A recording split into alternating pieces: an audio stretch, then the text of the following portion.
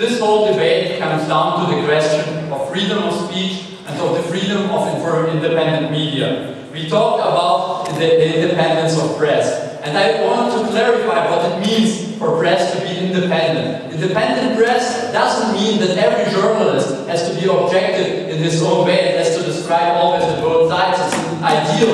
Independence of press means that journalists are allowed to be subjective. And that's what happens in reality. Journalists shall be independent from state, but they are allowed to be subjective. That's why there is always the state view in the media, because there are many different journalists having many different views who show the state view. And that's why we just don't see the need for a public broadcasting company.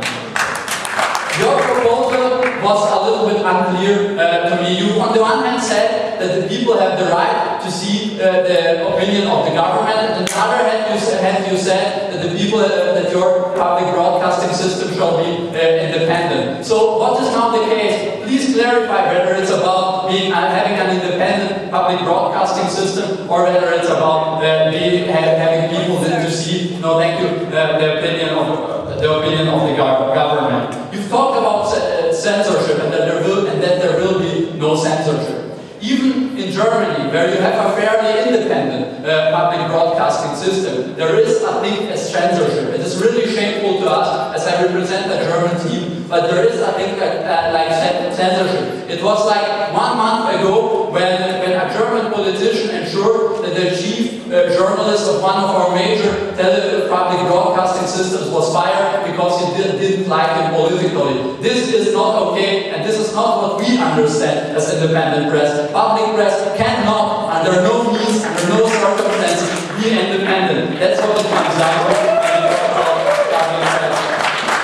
And of course, citizens have the right to see the full, the broad spectrum of opinions. But by the broad spectrum of opinions, we can't just say that they have the right to see the opinions of the government or of someone else. The government has to win the opinions of the people, and by winning them, it doesn't mean sending propaganda. And let me explain you why people would perceive this as propaganda. Once you have a governmental television, governments are entrusted much more than anything else by the people. The people would trust this broadcasting system more than they would trust anyone else. And that's why this broadcasting system and the message it sends out to the people would be more important to the people without being more objective, without being more independent, actually being less independent and less objective, actually being government propaganda. Don't you see it that way? No, I don't. So if somebody is more likely to be listened by the audience, it shouldn't be listened at all, and we should ban it because it's more likely to be listened?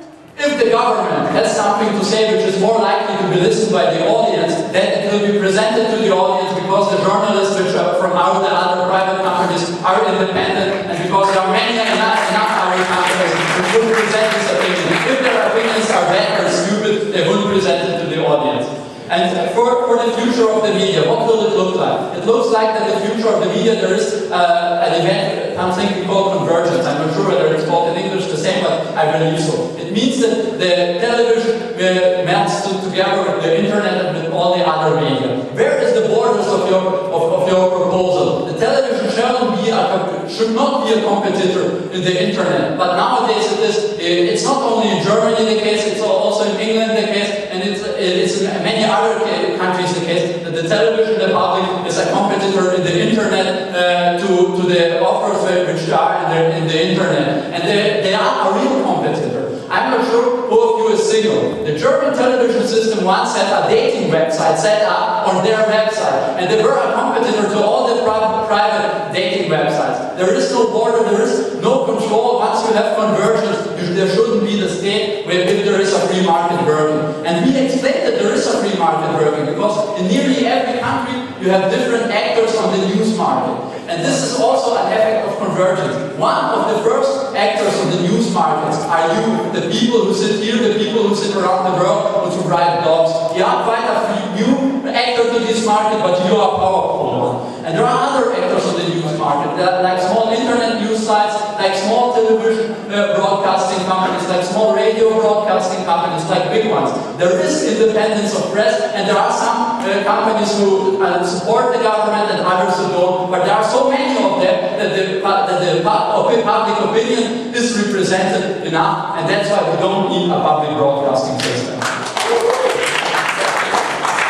And we believe that public broadcasting would lead to a concentration of this public opinion, as I explained earlier, and we don't want concentration. Media policy was always about lowering concentration. And in every country where you have public broadcasting systems, this public system have a concentration of opinions and have a market concentration, and this is not correct. This brings me to my abuse point. No matter how this is organized, there is a way to abuse, especially in unstable democratic countries. I myself am originally from a Russian-speaking country, and I enjoy watching Russian news because their opinion is so different than what I see there. It's not different in terms of being correct. It's just so different that sometimes the public Russian news thing is so subjective that I'm glad that the Russians have not only the public ones, but this one is not objective, even if it is a public one, and even if we would consider this country as being more or less, but I believe as being democratic.